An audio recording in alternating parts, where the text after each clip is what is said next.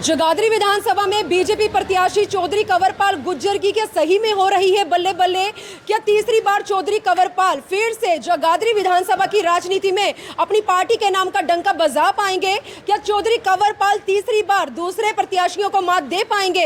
ऐसे में देश के प्रधानमंत्री नरेंद्र मोदी के द्वारा एक ख्वाब देखा गया है और वो ख्वाब है हरियाणा की राजनीति में तीसरी बार इतिहास दोहराने का, कमल का फूल खिलाने का। ऐसे में पूरी बीजेपी पार्टी देश के प्रधानमंत्री नरेंद्र मोदी के द्वारा देखे इस ख्वाब को पूरा करने के प्रयास में जुट चुकी है। 5 अक्टूबर के साथ साथ 8 अक्टूबर की घड़ी नजदीक आ चुकी है। एक तरफ विपक्ष अपनी लहर को हरियाणा के अंदर तूफानी लहर बता रहा है, लेकिन दूसरी ही तरफ बीजेपी का कहना है कि वो हरियाणा के अंदर तीसरी बार अपनी पार्टी के नाम का डंका बजाने वाले हैं। ऐसे में बीजेपी प्रत्याशी चौधरी कंवरपाल गुज्जर हमारे साथ हैं और आइए कुछ अहम क्वेश्चन है जिनका उत्तर आज मैं इनसे जानने के लिए इनके साथ लाइव होने जा रही हूँ। चौधरी कंवरपाल जी, क्या कुछ कहना चाहेंगे? सबसे पहले ये बताएं, इलेक्शन की घड़ी बिल्कुल नजदीक आ चुकी है और ऐसे में जनता का आपको और आपकी पार्टी को कितना समर्थन मिल रहा है? देखिए, बहुत बड़ा समर्थन हमें सब जगह पे मिल रहा है और जिस निष्पक्षता के साथ सरकार ने काम किए, किसी के साथ कोई भेदभाव नहीं किया और सब काम भी मेरिट पे किए और जॉब भी मेरिट पे दी और उसका लाभ भी हमें मिल रहा। आम जनता में भी जब जाते हैं तो वहाँ लोग यही बात कहते हैं कि बिना खर्ची बिना पर्ची काम हुए। हमारे बच्चे जो लगे हैं वो बिना किसी रिश्वत के लगे हैं, अपनी योग्यता के आधार पे लगे हैं, तो उसका निश्चित तौर से लाभ मिल रहा। और विकास के काम भी जो है वो कांग्रेस के मुकाबले में समझ 10 गुना से भी ज़्यादा काम है, तो उसकी भी चर्चा हर जगह है। और ये चर्चा भी है कि विकास के मामले में किसी के साथ कोई भेदभाव नहीं किया गया, उसका लाभ हमें मिल रहा। लेकिन सब जानते हैं कि इस बार हरियाणा के अंदर जो ये चुनाव है ये कांग्रेस वर्सेस बीजेपी रहने वाला है। ऐसे में कांग्रेस इस बार अपनी लहर को तूफानी लहर बता रही है और उन्होंने एक तरह से अपनी पार्टी के नाम का डंका भी बजा दिया है। देखिए, उन्होंने बड़ा इस प्रकार का प्रचार किया था तूफान, लेकिन वो तूफान थम लिया और अभी आपने जो सर्वे आया तो कांग्रेस हमारे से पीछे चली गई अब सर्वे में। और आने वाले टाइम में जब 8 तारीख को रिजल्ट आएगा तो आप देखोगे कांग्रेस बहुत पीछे रहेगी। सर, आप जगह जगह सर्वे की बात कर रहे हैं, उस पर भी जो विपक्ष पार्टियां हैं वो टिप्पणी कर रही हैं कि बीजेपी है तो सब मुमकिन है। तो ऐसे में सर्वे गलत को सही बताया जा रहा है, उन्हें किस तरह से जवाब देना चाहेंगे? नहीं, देखिए, सर्वे ने तो आपको साफ दिखाई दे रहा है, जहाँ जहाँ भी अब चुनाव है तो सभी जगह जो समर्थन है वो बीजेपी को ज़्यादा समर्थन मिल रहा और वो दिखाई भी दे रहा। कोई ऐसा नहीं है कि भी हम वैसे ही कह रहे। और मैं मानता हूं कि जनता अभी तक कांग्रेस के अन्याय को भूली नहीं। कांग्रेस ने जिस प्रकार से जॉब देने में बहुत बड़ी बेइंसाफ़ी की और उसी प्रकार से डेवलपमेंट के मामले में बड़ी बेइंसाफ़ी की। और जब कांग्रेस का शासन था 2014 में, आम बात थी कि भाई हमारा काम नहीं होगा क्योंकि सरकार तो रोहतक साइड की है। और इसी प्रकार से जॉब के मामले में था कि सरकार अलग लोगों की है, वो हमें जॉब नहीं मिलेगी।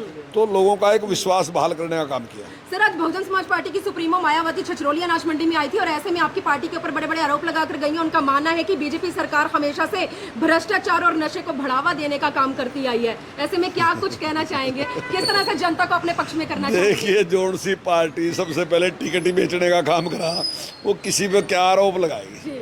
आम रूटीन में सबको पता है कि टिकट कैसे मिलता है। तो जहाँ टिकट की शुरुआत पे ही आपने जो गड़बड़ कर दी, उसके बाद कोई आप ईमानदारी से काम करोगे? तो मैं नहीं समझता कि इस प्रकार की कोई ईमानदारी है। जो आरोप लगाए उन्होंने वो गलत लगाए। भारतीय जनता पार्टी ने अच्छा शासन दिया और अच्छी डेवलपमेंट करी। क्या लगता है सर, वो कह रही है कि नहीं, देखिए, बड़े नेता जब भी आते हैं निश्चित तौर से पार्टियों को लाभ मिलता है। वो मेरी पार्टी का हो चाहे किसी पार्टी का, लाभ तो मिलता है। मैं ये नहीं कहता लाभ नहीं मिलता, लेकिन आज की स्थिति में जिस प्रकार की निष्क्रियता रही है बहुजन समाज पार्टी की, तो आज की जो स्थिति है वो मैं समझता हूँ काफ़ी कमजोर है। वो पहले जैसी बीएसपी आज नहीं है। कल आपकी विधानसभा में आप एक रोड शो करने जा रहे हैं, क्या लगता है कितना जन सैलाब उमड़ने वाला है और देखिए, कहां तक रिकॉर्ड तोड़ बहुत बड़ा लोगों में उत्साह है। और अभी मोदी जी की रैली तो लोग बहुत बड़ी संख्या में, अमित शाह जी की रैली आई तो उसमें बहुत बड़ी संख्या में लोगों ने भाग लिया। और मैं समझता हूँ कि हमारे चुनाव का ये जो इकट्ठा है वो अब उसके बाद तो चुनाव ही है, तो मुझे उम्मीद है कि बहुत बड़ी संख्या में लोग इसमें भाग लेंगे और बड़ा उत्साह है लोगों। कुछ अपील करना चाहेंगे? समय क्या रहने वाला है, लोकेशन क्या रहने वाली है? नहीं, मेरी तो अपील यही है, सभी कार्यकर्ताओं से, आम जनता से भी अपील है कि उसमें भाग लें। और सुबह 10 बजे यहाँ हम रामलीला भवन में इकट्ठे होंगे और हमारे अपना हिमाचल के जो पूर्व मुख्यमंत्री है जयराम ठाकुर जी, तो वो भी इस कार्यक्रम में भाग लेंगे और उनके हमारा मार्गदर्शन भी करेंगे। तो ये हमारा सौभाग्य है कि हमारे इतने बड़े नेता इस कार्यक्रम में भाग ले रहे, तो निश्चित तौर से हमारा सबका मार्गदर्शन करेंगे। हम ही सोचते थे, बाद में हम ही कहते थे होने का नहीं, क्यों नहीं होने का? क्योंकि सरकार रोहतक साइड की है। हमारा ही कोई बच्चा इंटेलिजेंट होता, हमें पता था कि टेस्ट क्लियर कर देगा या टेस्ट क्लियर कर भी देता, तो टेस्ट क्लियर के बाद भी हमें पता था कि हमारा लड़का नहीं लगने का या लड़की नहीं लगने की, क्योंकि सरकार रोहतक साइड की है। ये आम चर्चा 2014 से पहले सब जगह थी, गांव में थी, शहर में थी। अरे भाई ये चर्चा वैसे ही नहीं थी, कोई झूठ मूठ की चर्चा थी। अगर आप आरटीआई लगाएगा पूछोगे ना, अगर जिले की डेवलपमेंट पे खर्चा पूछोगे तो आप देख के हैरान हो जाओगे कि 1 का 100 का फर्क मिलेगा आपने। एक जिले में अगर 1 करोड़ खर्च हो रहा, दूसरे में 100 खर्च भी रहा। ऐसा हालात उस टाइम थे। हम ये नहीं करते गिन का पूरे खर्च करा, पर हमारा फर्क आपने 1 का मतलब 100 का और 110 का तो हो सका, या 100 का और 90 तो कदों हो सका, लेकिन ऐसा नहीं होगा 100 का 200 का, इतना भी फर्क नहीं मिलने का। नौकरी के मामले में कोई हमको ऐसे ही नहीं कर रहे कि वैसे ही क्या।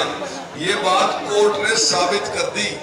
जो कांग्रेस के टाइम में भर्तियां थी, वो कोर्ट ने मैक्सिमम भर्तियां ये कह के रद्द कर दी कि सरकार ने किसी भी नियम का पालन नहीं किया, बिना उसके सिफारशी तौर पर उन्होंने अपने लोग लगे थे।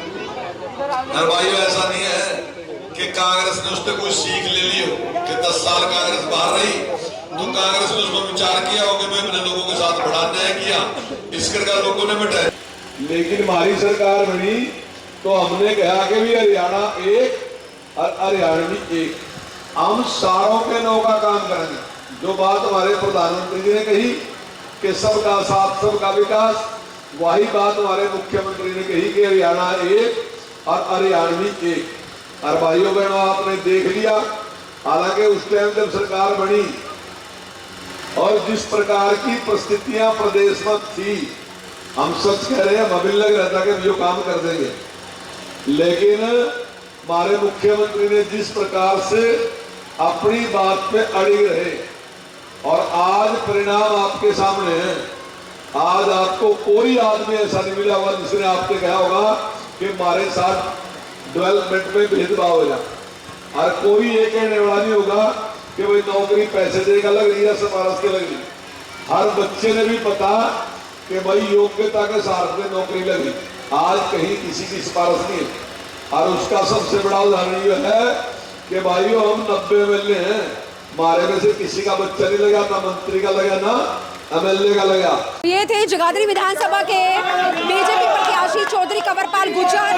जनता का कहना है कि चौधरी कंवरपाल गुर्जर तीसरी बार जगाधरी विधानसभा में अपनी पार्टी के नाम का डंका बजाने वाले हैं। और चौधरी कंवरपाल गुर्जर के जितने भी समर्थक हैं, उनका मानना है कि चौधरी कंवरपाल गुर्जर किसी परिचय के मोहताज नहीं है। ऐसे में देखते हैं देश के प्रधानमंत्री नरेंद्र मोदी के द्वारा देखा ये ख्वाब क्या वाकई में ही पूरा हो पाएगा। 8 अक्टूबर की घड़ी नजदीक आ चुकी है। देखते हैं कौन सा प्रत्याशी अपनी पार्टी के नाम का हरियाणा की राजनीति में डंका बजाता है और सत्ता के ताले की जो चाबी है वो किस प्रत्याशी के हाथ में आती है। वीडियो जर्नलिस्ट मनप्रीत के साथ यमुनानगर जगाधरी विधानसभा से मैं मनदीप कौर।